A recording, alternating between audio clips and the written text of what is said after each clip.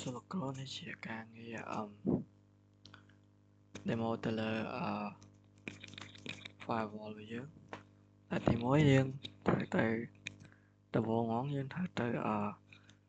update ទៅលើ AVT របស់យើង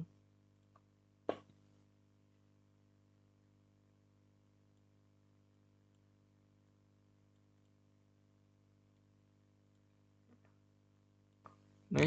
យើងវាយ command ជាមកដើម្បីយើងធ្វើការ update ទៅលើ AVT យើងនឹង upgrade វាហើយបន្តមកទៀតយើងធ្វើការ install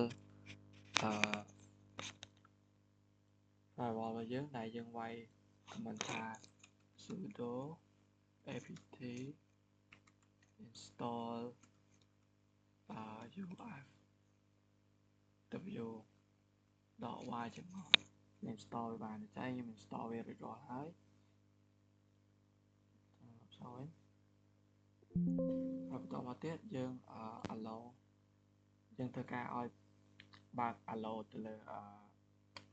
firewall របស់យើងបើមិនជាយើងអត់បើកទេគឺយើងអត់ដើរទេទីហោដូចថាខ្ញុំឲ្យ sudo ufw allow sh តើយើងបញ្ជាក់ comment អញ្ចឹងបានយើងបញ្ជាក់ comment អញ្ចឹងបានវា allow ទៅលើ sh អញ្ចឹងខាង sh អត់អាច access ចូលមកបានទេអញ្ចឹងវាយើង allow ហើយយើងបើកវាទៅខ្ញុំrun វាហើយ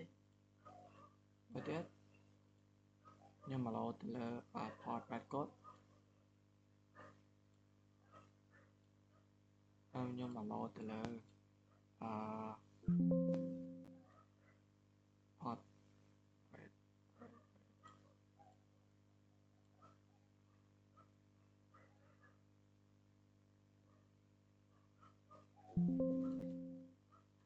នេះយើង allow ទៅ port 443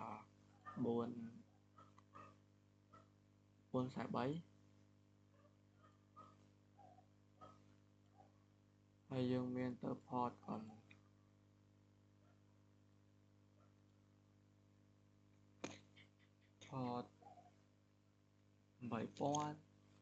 ហើយយើងធ្វើការ enable វាតែនេះខ្ញុំរ៉ាននេះទៀតទេសារព័ន្ធនេះខ្ញុំរ៉ានឲ្យអស់ហើយអញ្ចឹងខ្ញុំធ្វើការ enable វាវាយ command enable អានេះក៏ខ្ញុំ enable ហើយដែររ៉ានទេហើយ check setup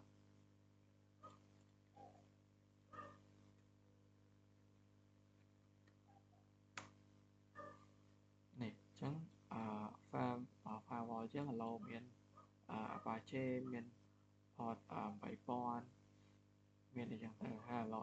sh allow អីចឹងទៅអញ្ចឹងការងារ demo ទៅលើfirewall របស់ខ្ញុំមានប៉ុណ្ណឹងអរគុណច្រើន